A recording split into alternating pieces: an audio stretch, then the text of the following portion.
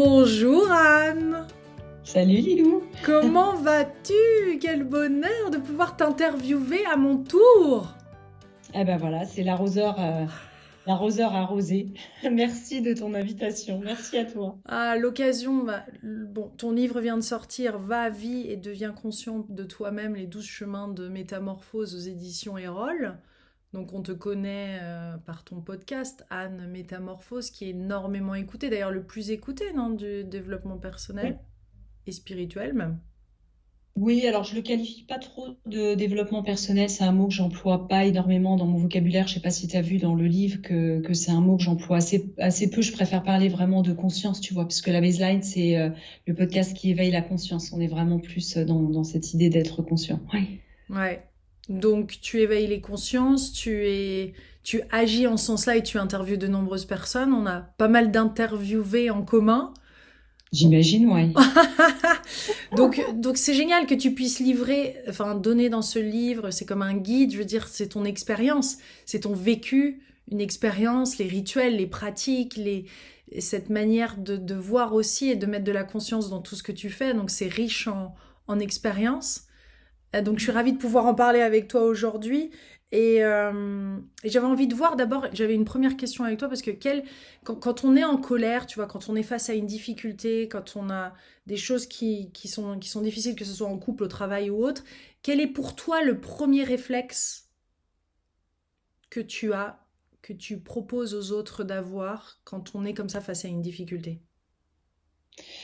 Moi, mon premier réflexe aujourd'hui, hein, et je sens que c'est, tu vois, tu parles de réflexe et c'est intéressant, c'est que je sens que c'est vraiment devenu de plus en plus un réflexe. C'est que j'essaye de sentir d'abord ce qui se passe dans mon corps. Tu vois, de pas être déconnectée, de pas être dans une colère dans la tête, mais de me dire, voilà, qu'est-ce que ça me fait physiquement, en fait, de vivre ça, tu vois, dans mon corps. On parlait toutes les deux hors antenne. Des petites difficultés qu'on avait eues l'une et l'autre dans des domaines différents ce matin. Et quand je déjeunais à midi, je suis arrivée au déjeuner avec un petit tournis dans la tête et je savais que ce tournis, il n'était pas dû, tu vois, à une hypoglycémie ou oui, bien sûr, on approchait de l'heure du déjeuner, j'avais pas déjeuné, mais je savais que en fait c'était d'un autre ordre. Et donc j'ai écouté ça, tu vois, tout de suite, je me suis dit tiens, c'est intéressant.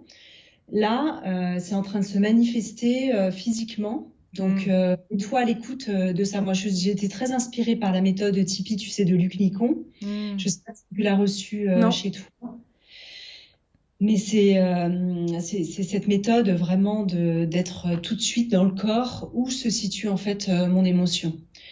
Et souvent, chez moi, ça se situe plutôt, tu vois, je fais le signe là au niveau du plexus. Et là, ce matin, c'était plutôt justement un tournis au niveau de la tête que ça se situait. Donc c'était intéressant parce que tout de suite je me suis dit tiens, physiquement c'est pas forcément au même endroit que l'endroit habituel. Oui. Et donc on peut avoir une petite du coup difficulté à le repérer parce que c'est pas au même endroit où ça s'enquiste finalement l'émotion s'enquiste habituellement. Oui. C'est intéressant parce que ça m'a fait bouger encore à un autre endroit, tu vois ça. Oui. Donc, je crois que c'est mon premier réflexe. Alors après, est-ce que j'y arrive dans 100% des cas? Je suis pas sûre, hein. Parce que quand on est activé émotionnellement, on est activé émotionnellement et on n'a pas toujours, j'ai pas toujours le recul nécessaire. Et puis, ça dépend dans quel contexte on est. Évidemment, quand on est activé émotionnellement et qu'on est dans un contexte plus de survie, ce qui est assez rare dans nos formes de vie, mais on est moins en mode méta. Tiens, qu'est-ce qui se passe dans mon corps? Là, on a des mécanismes de survie qui se mettent en route, qui sont la fuite, on est pétrifié ou le combat. Voilà. Parce qu'on sent dans ton livre que tu es une personne sensible, hypersensible. Oui, Tu je le le dis. dis. Oui. Oui. Parle-nous-en. Comment ça se dévoile chez toi? Comment ça se manifeste, cette sensibilité? En fait, j'ai eu du mal à vraiment mettre un mot dessus parce que j'ai une façon d'être au monde qui est vraiment aussi celle d'une battante, d'une Amazone. Donc forcément, la vulnérabilité, l'hypersensibilité, comme je suis aussi très terrienne et très ancrée dans la terre, elle se voit peut-être moins chez moi que des profils plus éthérés, plus voilà, qui ont une façon d'être au monde, peut-être, ou qui ont vraiment fait de leur métier tout ce qui était autour de l'art, etc. Alors que quand on est aussi entrepreneuse, il y a des choses qui sont peut-être moins visibles dans cette construction caractérielle. Et moi, je l'ai découvert, je pense qu'il y a plusieurs facteurs. Un, en vieillissant, qu'on pense de moins en moins. Donc, l'hypersensibilité jaillit de plus en plus et beaucoup plus facilement repérable. Ensuite, je crois que la culture environnante et la connaissance sur le sujet de l'hypersensibilité a vraiment augmenté. Donc, j'ai pu lire, rencontrer des personnes, des thérapeutes, etc., qui étaient vraiment des experts du sujet. Donc, ensuite, tu commences à cocher les cases. Et puis, troisièmement, le fait de vivre en pleine nature, de plus vivre en ville maintenant depuis un bon moment, hein, quelques années, m'a fait réaliser à quel point les environnements bruyants, rapides, speed, étaient difficiles. Tu vois, j'ai un point de repère dans l'hypercompensation qui est maintenant plus net entre les moments de calme en pleine nature et les moments d'agitation. Et puis la troisième chose, c'est la dernière chose, la quatrième, c'est que je me suis fait tester par hasard, je le raconte dans le livre, hein, au niveau de l'audition. Je pensais que j'entendais mal et j'ai découvert que j'étais hyperacousique. Le gars est arrivé, il m'a dit, enfin, l'ORL, il m'a dit, vous entendez comme un bébé de 6 mois, vous êtes hyperacousique. Et souvent, l'hyperacousie, on a le sentiment de mal entendre parce que justement, quand on est dans un environnement extrêmement bruyant, comme tout arrive en même temps, eh ben, on fait répéter, on entend mal, le cerveau n'arrive plus à faire le tri. Voilà. Ouais. Et cette sensibilité-là, qu'est-ce qu'elle t'a permis? Quel est l'accès à ça? Parce qu'il y a quand même une bonne nouvelle sur cette vie, hein, j'ai envie de dire, intérieure, tellement vaste et colorée et grande et joyeuse et tumultueuse aussi. Ben, en fait, j'ai toujours été comme ça, sauf que j'avais pas mis de mots dessus. Donc, je dirais que ma façon de vivre avec a pas forcément changé véritablement, si ce n'est que je l'ai conscientisé. Sauf que avant, j'avais toujours été comme ça, je pense, depuis que je suis enfant et petite, sauf que j'avais pas mis de nom dessus.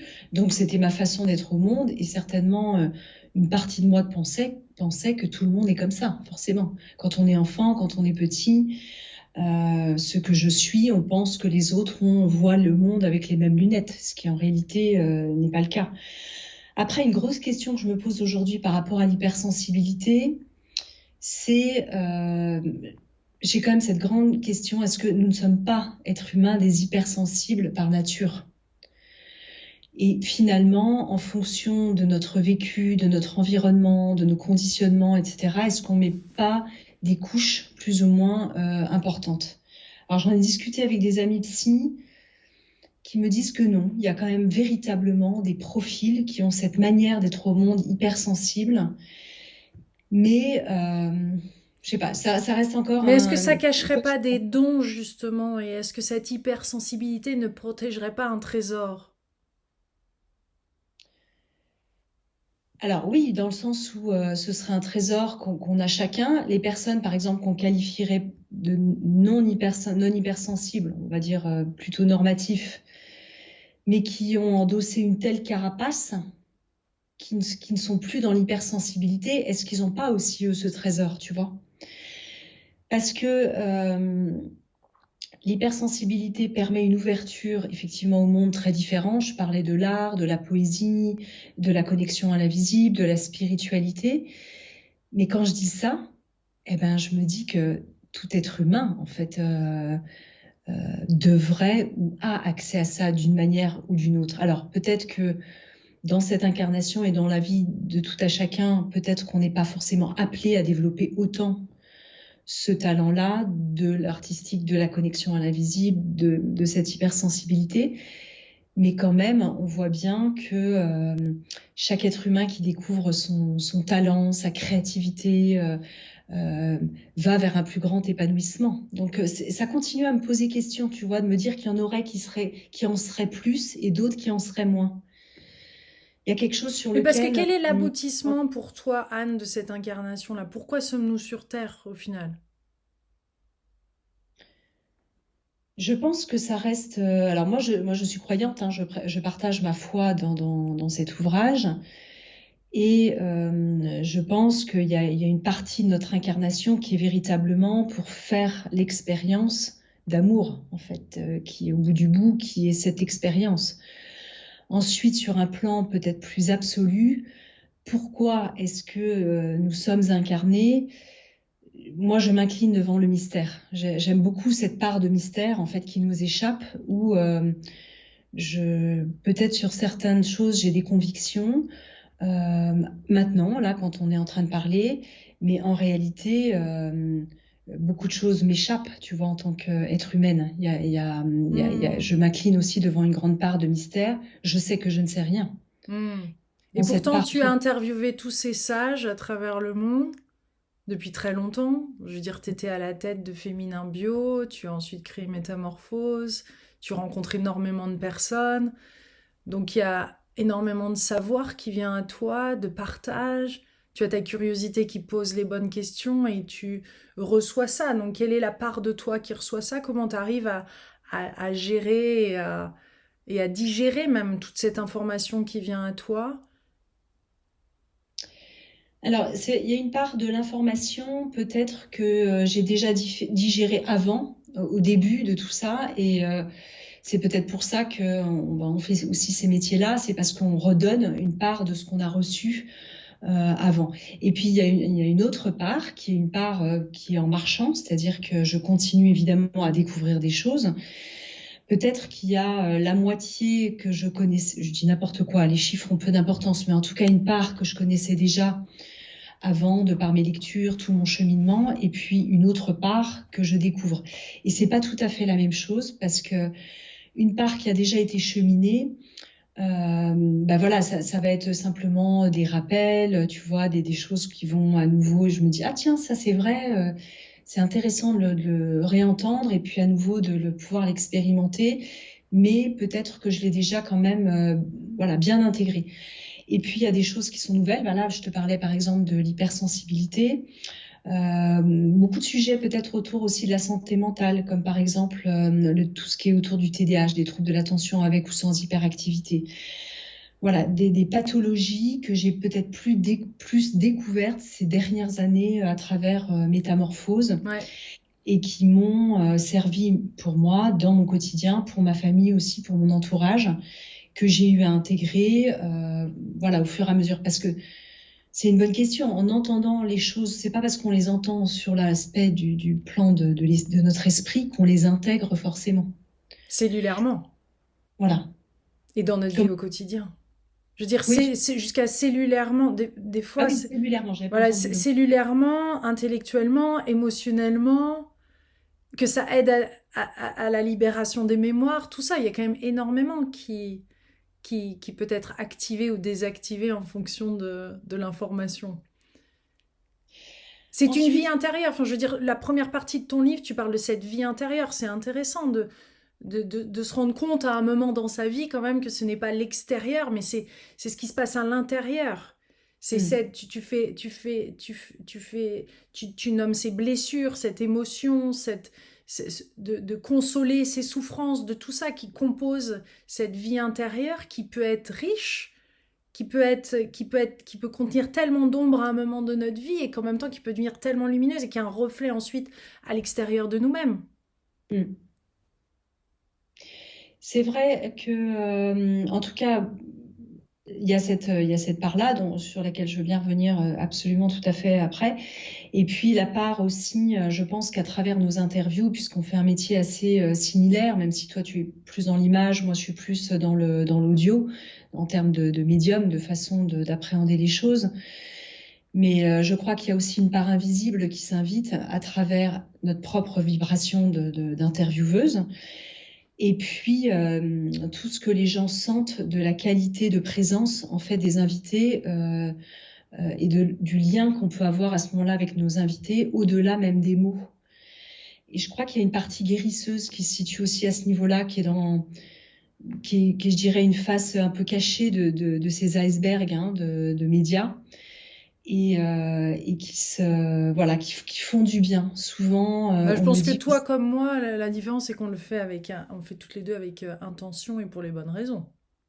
Donc forcément, il y a une part de guérison, forcément il y a de l'amour, forcément il y a quelque chose de magique qui se dévoile au travers de nos interviews respectives.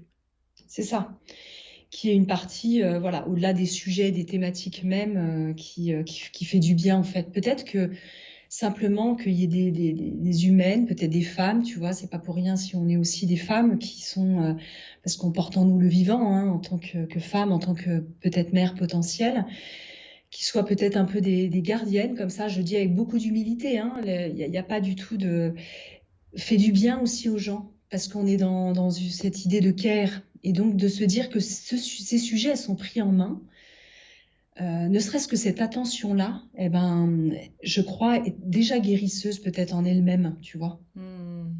Donc quand tu parles de consoler nos liens de souffrance, comment on peut s'y prendre justement? Parce que on parlait au début de cette interview du fait que on peut le ressentir dans le corps, mais une fois qu'on l'a ressenti dans le corps, comment consoler ça? Comment Il y a deux vivre avec ça?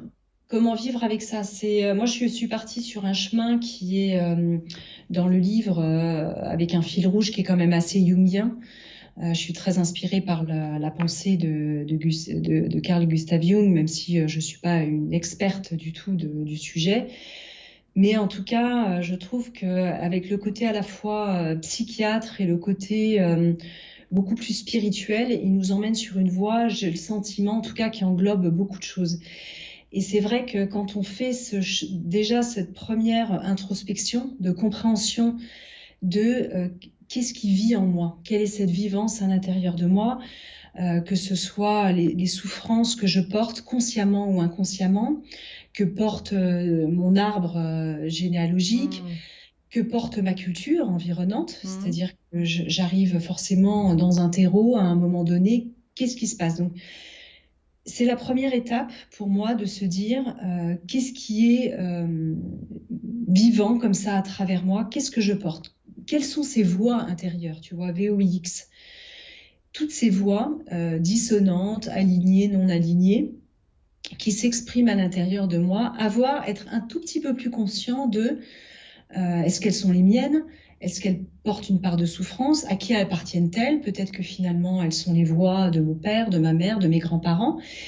Et je trouve que c'est vraiment intéressant d'un peu mieux appréhender cette matière, mais avec aussi cette vigilance de se dire que jamais on ne comprend, nous restons un mystère pour nous-mêmes, c'est-à-dire que jamais j'aurai une compréhension complète de ce qui m'anime et de qui je suis.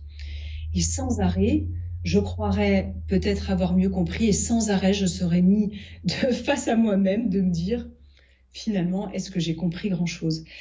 Ensuite, le curseur, je le mets un peu dans deux directions. On porte tous des blessures, des souffrances, peut-être pour certains des traumas, mais il y a des échelles. Et c'est là où je pense qu'on ne parle pas toujours de la même chose, parce que la souffrance est un vrai curseur. Il y a des personnes qui sont en très grande souffrance et qui ne vont pas chercher la compréhension d'elles-mêmes dans une dimension tout à fait équivalente à des personnes qui cherchent à mieux se connaître, pour aller un peu plus léger au monde, comprendre des choses de soi, mais pour qui finalement la vie est quand même relativement joyeuse, douce, peut-être plus facile. Alors, on a tous nos propres blessures et nos propres difficultés, mais quand même, il y a, je pense, des niveaux différents. Et donc, c'est vrai que cette compréhension des blessures et de qui je suis, elle va pas être dans la même perspective. Si je cherche plutôt à aller vers un éveil de mon être et des consciences, que si je cherche vraiment à comprendre pourquoi je suis tellement un être souffrant au monde, tu vois, c'est L'un pas ne tout va à pas fait... avec l'autre pour toi? C'est pas entremêlé tout ça? Alors, c'est entremêlé, mais il y a quand même des personnes qui ont vécu de très grands traumas. Et je pense qu'il faut les reconnaître, Oui. parce que parfois, dans le milieu justement de la spiritualité ou du développement personnel, ou même quand on parle de résilience, on pourrait avoir le sentiment que bon, bah, il suffit de s'y mettre un petit coup, et puis un petit coup de pied aux fesses, et puis c'est à la portée de tout le monde. Alors qu'on sait que... C'est beaucoup de travail. Et puis certains grands traumas, parfois, certaines personnes grandes traumatisées, ce n'est pas mon cas, je le dis dans le livre, peuvent ne jamais se relever d'un trauma. C'est une réalité, hein. On le voit dans les hôpitaux psychiatriques, on le voit chez des gens qui sont vraiment Et pourtant, certains qui ont eu aussi des grands traumas deviennent des grands résilients et d'autres grands traumatisés ne seront jamais des résilients. Et là, on touche aussi à nos limites en tant qu'humains. Est-ce qu'on peut tout réparer? Est-ce qu'on peut tout travailler, comme on dirait? Eh ben, là encore, je ne sais pas, tu vois. Je suis encore en questionnement dessus. Je ne sais pas si j'aurai un jour la Donc, comment tu réponse. vois l'incarnation, toi qui as interviewé aussi beaucoup de personnes dans la spiritualité, comment tu vois cette incarnation? C'est-à-dire que, est-ce que pour toi, on choisirait justement ces schémas, ces blessures, il y a certains rendez-vous de la vie qui seraient déjà prédestinés, des difficultés auxquelles on ferait face qui seraient déjà presque approuvées par notre âme pour libérer quelque chose, une opportunité presque de vivre un peu plus dans l'amour dans cette vie-ci. Comment toi tu le vois, Anne, avec le recul que tu as sur toutes ces années d'interviews et de rencontres et de travail aussi sur toi que tu dévoiles dans ce livre, bien sûr. Je n'ai pas de réponse à cette question sur pourquoi est-ce qu'on vient déjà avec, en gros, on pourrait le voir comme des niveaux, tiens, telle blessure parce que j'ai ça à réparer. J'ai le sentiment qu'il y a les deux qui cohabitent, qu'on a à la fois une forme de destinée et de choses qui sont déjà un peu inscrites. Où, quand, comment, j'ai aucune idée. Et puis là, je dirais que chacun a ses propres croyances. Je suis pas très claire moi-même sur la question. Et puis, est-ce que finalement, ça m'intéresse d'avoir des réponses toutes faites? Non. Je me mets vraiment dans le flot de ce mystère, encore une fois, qui m'échappe. En revanche, ce que je constate, c'est qu'il y a à la fois parfois des choses qui semblent écrites, des grandes destinées. On le voit chez certains enfants ou certaines personnes. Il y a des vocations comme ça, des destinées extrêmement claires. On pourrait parler pour certains de mission de vie, de vocation, de talent tellement puissant que tu dis c'est pas possible. Il y a un truc qui était là dès le départ. Et en même temps, on est aussi co-créateur de notre vie. C'est-à-dire qu'on a le libre arbitre. Il y a une forme de destinée, de libre arbitre. Et c'est ça qui est... ou en tout cas, d'illusion peut-être de libre arbitre. Est-ce que c'est un véritable libre arbitre? En fin de compte, peut-être pas. Mais de pouvoir quand même se dire par moment, je décide justement, peut-être en conscience, de prendre ce chemin, même s'il n'est pas le plus facile, par exemple. Et de ne pas me laisser aller à certaines pulsions, états. Et donc, je construis. Voilà, donc j'ai le sentiment, plus j'avance, plus je crois que ces deux schémas coexistent. C'est ça qui est étonnant et qui est dur, en fait, je trouve, à saisir pour notre mental, pour notre esprit incarné, de se dire que les deux peuvent exister. Ouais. Et le fait de consoler, justement de consoler cette souffrance, de s'accompagner, est-ce que ça nous permettrait pas justement d'ouvrir des nouvelles perspectives, d'ouvrir des nouveaux chemins, d'élargir cette destinée justement dans un sens positif, du libre arbitre qui, lui, joue puisque on décide de s'ouvrir, d'évoluer, de craquer, tu vois, quelque chose qui était de l'ego, et des couches qui étaient là, qui nous permettaient pas de libérer cette souffrance, qui est en effet bien présente, mais qui peut être aussi très rapidement libérée dans certaines circonstances, en tout cas de vie, pour certains. Oui, j'ai le sentiment que, en tout cas, dans le livre, dans ma façon d'être, je ne cherche ni à vendre du bonheur, ni à être forcément plus heureux. Ma quête se situe pas tellement à ce niveau-là parce que je crois il y a de tout dans la vie. On vit le bonheur, des moments de bonheur. Voilà, il y a quelque chose de très éphémère dans le malheur, dans le bonheur, etc. Dans toutes ces étapes de vie. En revanche, par rapport à ta question sur la souffrance, j'ai le sentiment, encore une fois, que le fait d'être plus en conscience sur qui nous sommes permet peut-être d'aller de manière un petit peu plus légère au monde. Parce que quand on a la conscience de ce qu'on est en train de vivre, d'où ça vient, pourquoi finalement j'ai ce mécanisme, ce réflexe qui vient à nouveau, pourquoi je suis en pilote automatique, on a une compréhension plus pleine et une connaissance plus intéressante en fait de savoir, de voir, c'est comme si on était dans une pièce de théâtre et qu'on peut voir tous les personnages en fait en mouvement. Et donc de voir la scène de manière peut-être plus complète nous permet d'avoir un point de vue, une hauteur peut-être de point de vue, alors sans qu'il y ait de jugement de valeur sur le haut et le bas, mais en tout cas un point de vue différent. Du recul. Du recul tout simplement, ouais, peut-être que c'est ça, et de se dire tiens, là, je vois le truc qui va se rejouer, est-ce que et là où le choix intervient, est-ce que je peux choisir de rejouer toujours ce même scénario et qui m'a conditionné, je rejoue la même pièce de théâtre, le même rôle, ou est-ce que je peux finalement changer un peu de place, de rôle, être plus conscient, plus léger et le jouer différemment. Le jouer différemment et qui peut avoir effectivement un impact un peu différent. C'est-à-dire que si je le joue un peu différemment, peut-être que ma souffrance, la souffrance de l'autre va être différente et qu'elle va être peut-être un peu allégée. Tu vois, c'est en ce sens-là, en fait. Quand tu dis jouer différemment, ça implique quoi? Ça implique de se détendre, d'être plus présent. C'est comment on arrive à jouer différemment? Moi, je l'ai joué aussi dans des stages ou par exemple, des thérapies de constellation systémique et familiale.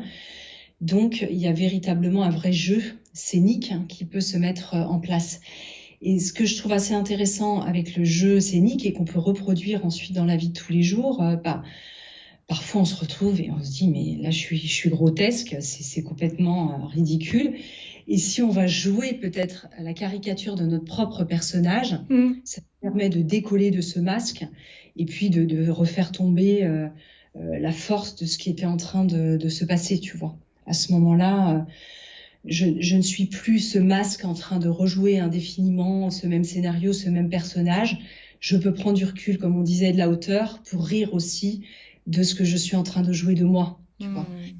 Ouais. Et voilà. Et donc, est-ce que je vais me sentir plus heureux? Est-ce que je vais aller vers un plus grand bonheur? Pas forcément. Par contre, il y a quelque chose qui va retomber, qui va s'alléger à l'intérieur de moi. Et ça c'est bon. Peut-être on pourrait même dire qu'il va s'alchimiser, c'est-à-dire que je vais accueillir ces différentes polarités. Ouais. Oui, parce que tu parles d'être conscient de soi-même. Oui. C'est-à-dire c'est presque un point de vue de l'observateur, de l'instant présent, de voir ce qui est en train de se jouer. Il y a ce point de vue de l'observateur, d'être conscient de ce qui est en train de se jouer. Et puis, il y a aussi la vie et le quotidien. Et je pense que si on est tout le temps en auto-observation, on peut vivre aussi une vie peut-être en forme de dissociation. C'est-à-dire que je suis toujours en mode méta, en train d'observer le comportement et ce qui se passe. Et je suis plus dans le flot du vivant, de ce qui est maintenant. Ouais. Donc, ce que j'explique aussi dans l'ouvrage, c'est qu'il y a une première phase qui est vraiment ce travail plus conscient de cheminer avec soi, de comprendre de quel bois je suis faite et je suis fait. Et puis ensuite, peut-être de laisser poser ses ailes. Voilà, et de déployer ses ailes et puis d'aller au monde, d'aller au monde avec ça. Mais voilà, donc j'aurais une meilleure compréhension de pourquoi j'agis. Tu vois, quelqu'un, par exemple, quelqu'un qui serait très militant, très en colère, qui serait tout le temps dans la rue, sur le terrain. Une fois qu'il a conscientisé, tiens, d'où vient cette colère? Pourquoi est-ce que j'ai besoin d'être le sauveur? Pourquoi est-ce que j'ai besoin de faire la justice autour de moi? Une fois qu'il aura compris d'où ça vient, peut-être que son action va être toujours dans le militantisme, mais il y aura peut-être quelque chose qui se sera affiné peut-être en termes de justesse. Ça viendra peut-être voilà, d'une colère et qui en fait est la colère peut-être vis-à-vis d'un grand-parent qui était injuste, mais ce sera quelque chose qui sera différent. Qu'est-ce que là tu conseillerais comme thérapie? Parce que tu en nommes quand même quelques-unes, tu nommes des pratiques. Qu'est-ce que tu conseillerais justement dans ce cas-là? Moi, j'aime beaucoup, j'ai nommé les constellations systémiques et familiales, donc ça, je trouve ça vraiment très intéressant à expérimenter, notamment aussi à travers le jeu scénique, comme je le disais, parce que quand on va aller grossir tous ces masques et personnages qui nous habitent, on va se dire, voilà, on se prend un petit peu moins au sérieux, et puis c'est aussi très bon. Peut-être la deuxième chose, moi j'ai fait très très longue thérapie en transgénérationnel, et ça m'a beaucoup intéressée de voir comment notre systémie familiale est agissante finalement à travers nous. C'est ce que j'appelle aussi notre culture familiale. Comment finalement se comportaient mes aïeux a encore un impact sur moi aujourd'hui. Et puis, je pense peut-être à un troisième outil qui est parfois la conscientisation du triangle de Karpman, avec cette triangulaire victime, bourreau, sauveur, qui se joue aussi dans beaucoup de situations, qui peut être éclairante à la fois dans le triangle et dans ce qui se joue dans les familles, que ce soit avec ses propres parents ou avec ses propres enfants conjoints, mais aussi dans le monde du travail, où on voit beaucoup de triangles de Karpman, victime, bourreau, sauveur, qui tournent et qui se réactivent en permanence. Ça, c'est un outil qui est quand même, alors on peut le faire à travers un stage, mais c'est un outil, je trouve, qui est assez facile à s'approprier, tu vois, comme ça dans le quotidien et à comprendre. Tu parles aussi beaucoup d'écriture quand même, parce qu'à travers l'écriture, on peut libérer en effet pas mal de choses, hein. Tu le nommes, enfin tu le proposes comme rituel. Oui, je propose comme rituel parce que tout ce qui soit se verbalise, hein, tout ce qui s'incarne, en fait, perd de sa force, hein. Donc forcément, si on a du mal à le faire avec le verbe, à l'oral, et qu'on ne sait pas toujours bien le verbaliser en plus à l'autre, hein, souvent ça sort en mode tu es le fautif et je te reporte la faute. Et c'est vrai que l'écriture et peut-être se connecter à une forme un peu d'écriture automatique, l'inconscient va se mettre à parler en fait très rapidement et et permet de voir un certain nombre de choses qu'on ne soupçonnait parfois même peut-être pas. Donc je trouve que c'est un processus très doux, l'écriture, voilà, c'est une forme d'exutoire, hein, de toute façon. Ouais. Quand on déploie ses ailes, quand on entend déployer ses ailes, tu y mets dedans, et à juste titre d'ailleurs, je trouve, de donner du sens à sa vie. Comment toi tu as donné du sens à ta vie, et qu'est-ce que tu suggères à tes lecteurs et à ceux qui t'écoutent pour en donner justement? On se pose toute cette question du sens, quel est le sens de ma vie, et puis cette grande question métaphysique, la vie a-t-elle un sens finalement? Moi, j'avais été très touchée par le livre de Viktor Frankl, qui était ce médecin psychiatre qui a inventé la logothérapie et qui avait vu, donc lui, il a pas échappé à l'Holocauste, il a été en camp de concentration, il en a réchappé.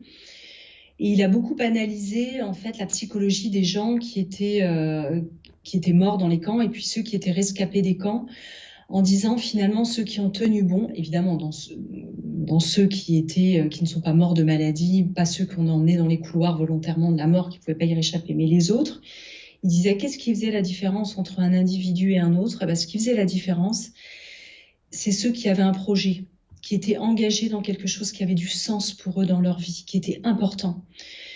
Pas des loisirs voilà, mais vraiment qui devaient soit retrouver une personne, l'amour de leur vie, qui avaient leurs enfants, qui portaient peut-être un projet d'entreprise, quel qu'il soit. Ceux qui déjà en fait n'avaient pas vraiment de sens dans leur vie, pour qui la vie n'avait pas trop de sens, étaient ceux, ils constataient, qui partaient les plus rapidement. Donc, j'ai trouvé ça vraiment intéressant de se dire, et j'en ai rediscuté il n'y a pas longtemps avec le docteur Frédéric Salman. Ils ont fait une cohorte de tests entre des retraités qui s'occupent un peu en mode distraction, tu vois, golf, mots croisés, qui sont très pris, même bénévolat peut-être dans des associations, des retraités qui ne bougent pas de leur canapé du tout, et des retraités qui sont encore en activité, qui ont vraiment un projet important. Eh ben, ceux qui ne bougent pas du canapé et ceux qui s'occupent, mais juste pour s'occuper, avaient les mêmes mauvais résultats sur leur santé. Alors, j'étais très surprise de ça. Oui, c'est un podcast sur comment devenir centenaire, non? C'est ça? Ouais, c'est ça. Et en fait, on en avait parlé dans une émission précédente, puis on en a reparlé là dans cette émission. Mais le fait est que il est difficile de leurrer en fait notre cerveau sur le sens véritable. En même temps, on le dit bien, hein, Bruce Lipton, fake it until you make it. Et en même temps, il y a une part de notre être intérieur qui se dit là, c'est pas véritable en fait. Ouais. Donc cette idée du sens, elle est vraiment intéressante parce que on arrive tous avec des talents, des dons, une façon d'être au monde. Qu'est-ce que je fais de ça? Ça nous renvoie quand même à ça. Alors évidemment, quand on va toujours dire bah oui, mais enfin moi je suis pas danseur étoile, j'ai pas ces capacités, mais on a tous même des petits talents, même Comment des toi petits t'as fait? sens. Comment toi t'as fait? Parce que ton podcast, il a énormément de succès, Anne. T'as été sur la voie tôt, mais comment t'as fait pour justement faire ce que tu fais et donner du sens. Parce que tu donnes du sens à ta vie, tu aides même à d'autres personnes de donner du sens à leur vie. Alors justement, peut-être que moi je suis pas quelqu'un qui construit tellement et qui mentalise, mais par contre, je suis très intuitive et dans cette idée de me mettre au service du vivant et de ce qu'il y a de meilleur pour moi et pour les autres. Mm. Donc, toute une époque de ma jeunesse, j'ai aussi, alors je suis croyante, donc je le dis vis-à-vis de ma foi, de me dire, je souhaite me mettre au service pour moi-même et pour le monde. Mais il faut que ce soit utile à moi-même, parce que je pense que c'est difficile de faire quelque chose qui a du sens véritablement. Ça peut avoir du sens pour le monde, mais si ça n'a pas de sens pour soi, finalement, ça n'aura pas vraiment de sens pour le monde. Et je crois que tu vois, quand toi, tu Ouais. parles de co-création, Ouais. c'est exactement ça. Ouais. C'est-à-dire que c'est vraiment ce processus Ouais. voilà, ça me traverse et parce que, en fait, je me laisse traverser par ça et ça a du sens pour moi, les fruits qui vont rejaillir vont avoir du sens pour les autres. Je ne crois pas trop à des constructions un peu artificielles. Moi non plus. Donc, je me suis laissée habiter. Je me suis laissée habiter et ça m'a traversée et la voie s'est montrée, en fait. C'est comme ça que ça s'est passé. Quand tu Je parles... ne peux pas le dire autrement, en fait. Ouais. Donc c'est presque une confiance qui est plus grande dans la vie qu'une confiance en toi. Ah ben, complètement, ouais, ouais. Il y a quelque chose qui dit, je m'abandonne à une forme peut-être de grâce, tu vois, si on peut aller vers là, de dire, ben, je m'abandonne à ce qui, voilà, que mes compétences, que mes talents soient utilisés et soient au service, en fait, de ce qui m'anime et ce qui peut peut-être être utile, voilà. Ouais. Tu parles de talent dans le livre. Est-ce qu'on a besoin de définir ses talents pour justement aller dans cette direction ou il suffit d'avoir cette posture d'abandon ou en tout cas d'ouverture pour que les choses commencent à œuvrer dans le bon sens dans nos vies? Je crois que s'il y a les deux, c'est encore peut-être plus efficace. Et puis ça dépend des personnes. C'est vrai que quand on se connaît mieux, la connaissance de soi permet quand même de détecter ce qui me met en joie, ce qui fait que bah, tiens, je m'anime pour ça, mais je me suis aperçue que je m'animais pour ça, plutôt par réflexe et par conditionnement familial, mais en réalité, c'est pas vraiment complètement mon profond désir. Ma joie n'est pas forcément là. Donc ça permet quand même de débroussailler, et puis après, bah, c'est plus facile de les mettre en mouvement une fois qu'on a un peu détecté ces choses-là. Puis ça vient certainement aussi avec le temps, hein. Plus on avance en âge, mieux on se connaît. On a peut-être aussi, quand on est jeune, peut-être qu'on s'en fiche, pardon, peut-être un peu plus de quoi qu'on voit dans les nouvelles générations. Moi, j'ai des jeunes adultes à la Ouais, maison. ça bouge vite, hein. Ça bouge très vite. Waouh! Ils sont nés déjà dans un égrégore qui est quand même sacrément... qui commence à s'ouvrir, donc forcément, ils viennent pas équipés de la même façon, hein. Ça, Ni avec le même environnement. ouais. Ah ouais, c'est impressionnant, hein. Tu le vois chez Tu es maman. J'ai 3 filles qui sont des ados et jeunes adultes, très jeunes adultes, mais je vois que certaines réflexions qu'elles font, j'ai pas, ou leurs amis, j'ai pas souvenir que dans nos générations au même âge, enfin peut-être un peu, mais pas à ce point-là, quoi. Hmm. Il y a déjà une connaissance de tout un tas de sujets, bah, justement sur la spiritualité, la psychologie, la santé mentale, le lien aux autres. Il y a une conscience de tout ça quand même. Ça va aller Alors toi, vite. tu vas le voir encore avec la génération de ta fille qui est plus petite, ça va être encore plus impressionnant là. Ouais. Pourquoi tu as décidé d'ajouter au titre de ton livre Va, vis, deviens conscient? Je le comprends, mais le va, vis, va. Parce que c'est un choix d'y aller, c'est un choix de vivre, c'est un choix d'être conscient, c'est un choix de devenir conscient. Dans ce va, pour moi, il y a un côté, je pense à Sœur Emmanuel, hein, tu vois, en écrivant ça, il y a vraiment ce côté un peu yalla, quoi. Parce qu'à un moment donné, il faut que notre oui soit habité. Ouais. C'est-à-dire que on aura beau se dire, tiens, que ça m'habite et que ça me traverse, ok, mais à un moment donné, si on se lève pas les fesses du canapé, il se passera rien non plus. On va se dire, tiens, c'est bizarre, il se passe rien dans ma vie. Donc, il y a ce Tout à va fait. qui est non pas une injonction, mais plutôt une invitation à se mettre vraiment Chop chop! Chop chop, on voilà. y va là!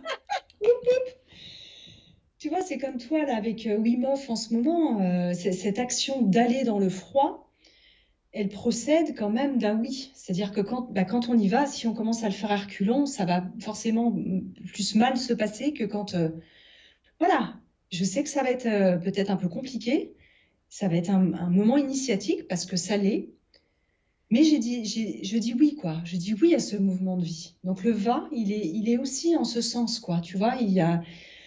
Est-ce que tu es OK pour répondre à l'appel du vivant, quoi.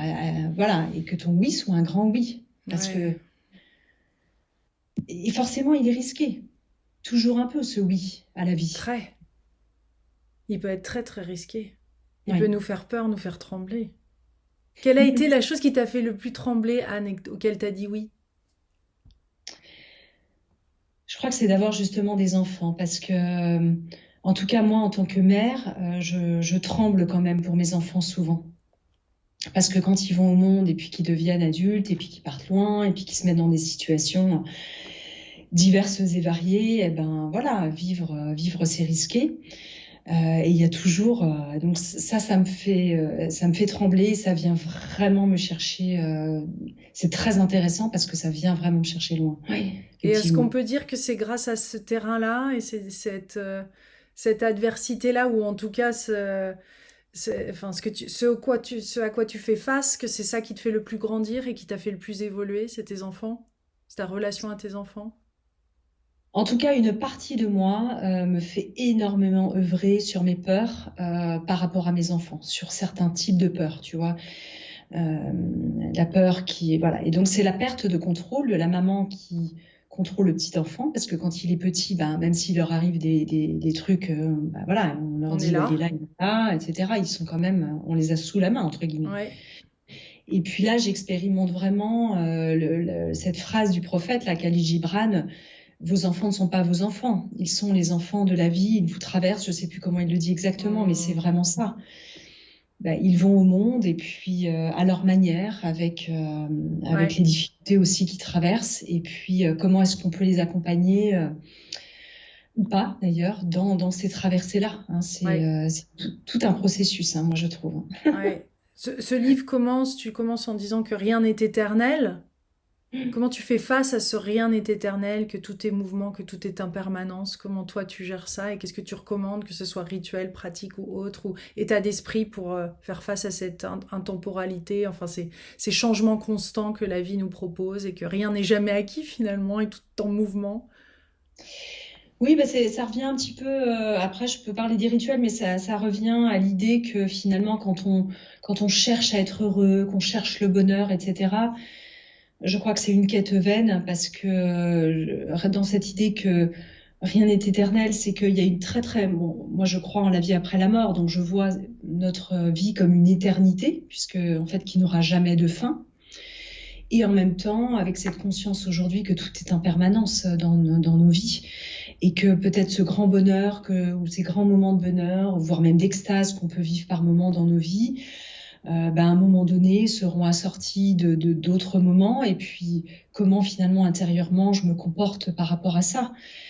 Et puis comment je me comporte à un instant T face à une situation, je ne prédis pas de comment je pourrais me comporter peut-être face à une autre. Quand il nous arrive de grandes catastrophes, on ne sait pas toujours quelle sera notre réaction finalement. Et on a beau se dire qu'on est quand même équipé par certains travails qu'on a pu faire, etc. Le jour où ça vient nous cueillir, Hmm. qu'est-ce que ça vient révéler Ouais. ou au contraire annihiler chez nous? Hmm. On ne sait pas.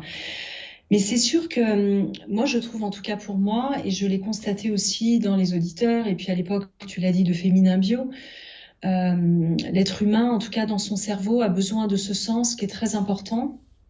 Et ce sens, il le trouve aussi à travers un rythme de vie, certaines choses qu'il ritualise aussi peut-être dans son quotidien, sans que ça devienne peut-être une forme de superstition, parce que c'est intéressant aussi de discerner ce qui est de l'ordre de la superstition, de l'ordre du rituel qui nous fait du bien et qui nous met en joie.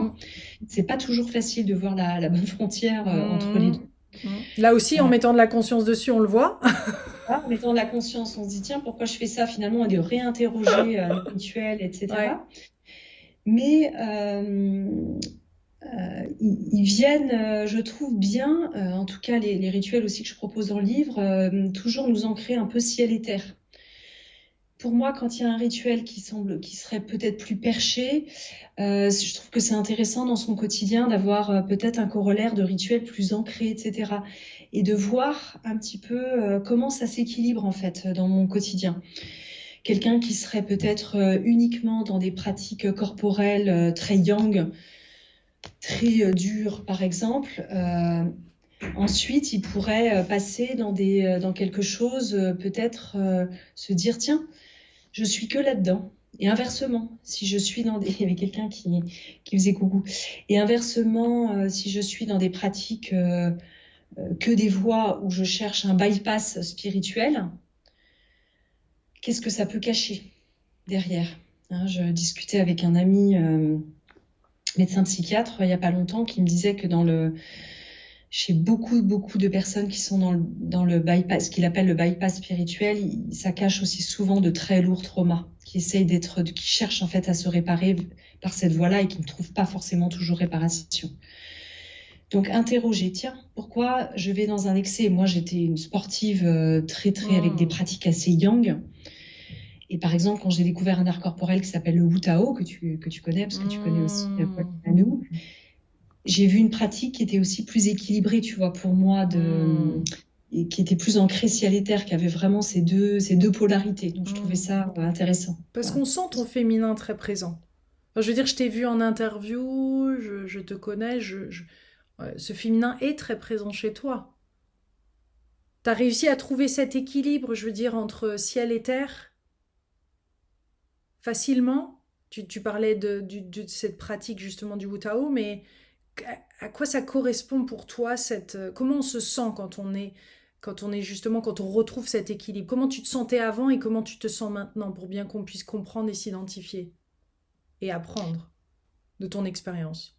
Oui, parce que peut-être qu'avant, il y avait, par rapport à l'hypersensibilité dont j'ai parlé tout à l'heure, le fait que ça n'ait pas été complètement conscientisé, qui pouvait moins facilement s'exprimer. Et donc, bah, cette hypersensibilité avait peut-être besoin d'être plus cachée chez moi à travers voilà, une forme de protection qui pouvait se retrouver à travers des pratiques voilà, plus où je peux me défendre, quoi. Je peux me défendre plus facilement parce que Ouais, voilà, ouais. je suis plus équipée. Mais oui. Alors que quand on va dans des pratiques finalement, alors je dis pas que le Wu Tao c'est une pratique yin parce qu'il y a vraiment cet équilibre yin-yang dans la pratique du Wu Tao, mais si on dit tiens, bah, si j'ai des pratiques très yang, très beaucoup plus terriennes, et si je vais vers des pratiques peut-être plus yin, qu'est-ce que ça veut dire pour moi? Qu'est-ce que ça me fait de découvrir ça? Est-ce que ça me fait un inconfort? Tu vois, et moi je voyais qu'au début, ça pouvait oui, il y avait certaines pratiques où je me sentais pas très à l'aise. Par exemple, si j'arrivais dans des cercles de femmes, parce que j'avais expérimenté, tu vois, des cercles de parole de femmes, assez rapidement, j'en avais un peu marre Mm. de discuter. Et j'ai plein d'amis femmes, autant que d'amis d'hommes. Et je m'entends vraiment très bien avec beaucoup de femmes. Mais quand on était au bout d'un moment que entre femmes pendant 2-3 jours, c'était difficile un peu pour moi de pas sentir cette énergie aussi des hommes en fait autour du groupe. Et donc c'est venu m'interroger en me disant tiens c'est intéressant, qu'est-ce que ça dit aussi de mon féminin, voilà, donc ça peut être à travers différentes expérimentations, que ce soit encore une fois des pratiques corporelles, des pratiques de bien-être, ou si on se dit que dans sa forme, on est peut-être plus dans une polarité que l'autre, comment est-ce que je peux essayer d'inviter un petit peu voilà, la polarité complémentaire en fait dans cette danse, hein, parce que c'est pas une polarité opposée, elle est vraiment complémentaire. Tu veux dire que maintenant, en ayant ces deux polarités complémentaires un petit peu plus en équilibre, tu te sens plus à l'aise avec les autres, tu te sens plus ouvert, tu te sens plus danser avec la vie. C'est quoi le résultat tu trouves pour toi, dans ton vécu, de cette polarité qui s'équilibre et qui nous donnerait envie d'aller explorer cette polarité en équilibre, ces polarités en équilibre? Mais je me sens plus en accueil en fait de ces différentes parts de moi. Et puis c'est comme si j'avais découvert, tu vois, si on prend la métaphore d'une voiture, c'est comme si avant j'appuyais toujours sur la même pédale de l'accélérateur parce qu'il n'y en a qu'une, et que là, il y avait plusieurs sortes de pédales Hmm. d'accélérateur ou de frein, plusieurs sortes de pédales, et que je pouvais jouer une gamme. J'accueille quand je vois des parts, par exemple, peut-être plus young de moi et qui sont une protection, bah j'arrive plus facilement à me dire, à accueillir la part, tu vois, une autre part plus complémentaire, c'est-à-dire me poser, prendre le temps, réfléchir, laisser passer des projets en me disant c'est pas grave, on ne peut pas tout embrasser, tu vois, tout simplement de dire voilà, c'est ok. Voilà, d'être plus douce par rapport à Hmm. certains aspects de moi-même. Il y avait un truc aussi que je voulais te partager, mais qui vient de me sortir de tête par rapport au yin et au yang, à ces polarités. Oui, et c'est aussi une meilleure compréhension des autres. Tu vois, je comprends mieux peut-être le féminin aujourd'hui que je ne le comprenais avant. Je comprenais mieux en fait la façon masculine en fait de fonctionner. Et donc Et c'est c'est cadeau, parce que forcément, il y a des cadeaux des deux côtés, il y a des ombres des deux côtés, il y a de tout dans chaque aspect.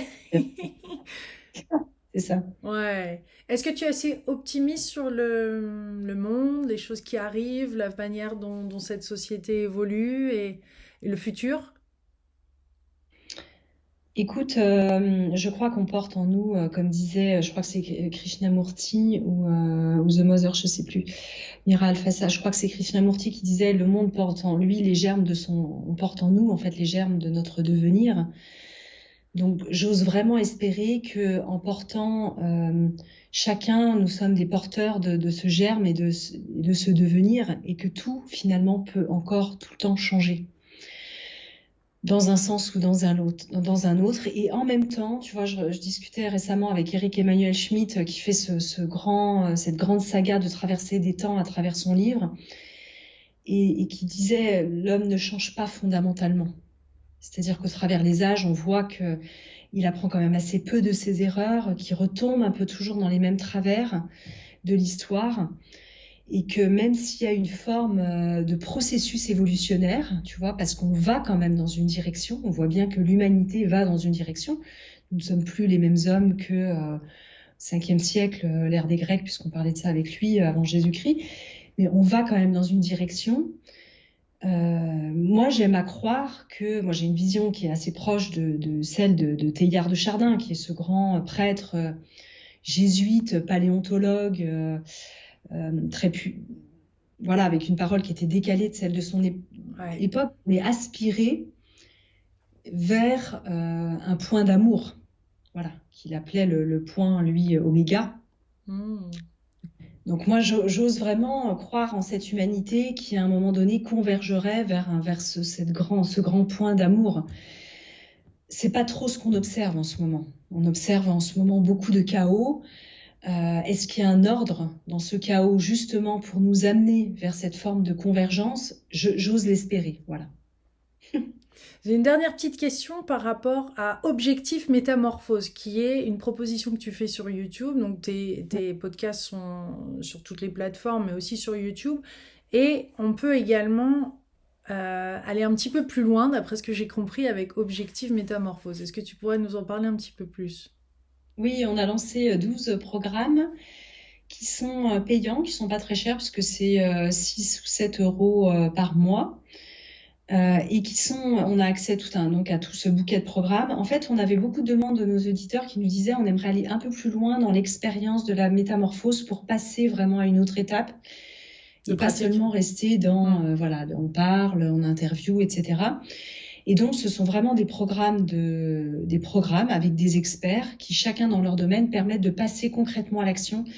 Et on les a voulu très court. Chaque programme dure 1 heure. Alors après, parfois, sur 1 heure de programme, tu peux avoir des exercices à refaire 20 fois. Donc D'accord. pour toi, il va pas durer 1 heure. Mais l'idée, c'était pas forcément de s'embarquer pour 1 an, mais déjà de pouvoir transformer des choses assez concrètement. Donc il y a un programme avec, par exemple, Christian Junot, avec qui tu fais beaucoup de choses. Ouais. sur la relation à l'argent, ou ça peut être sur la sexualité. Mais à chaque fois très concret, des pratiques. Voilà, vraiment des pratiques, des pratiques, des pratiques. Donc, c'est très différent de Métamorphose et on peut y accéder par YouTube ou par les plateformes comme Apple Podcast, etc. Ouais, Génial. Est-ce qu'il y a voilà. autre chose que tu aimerais ajouter à cette interview, Anne? Ou à quelque chose qui te tient à cœur comme message à faire passer dans ton livre, ou d'autres choses qui te viennent à l'esprit?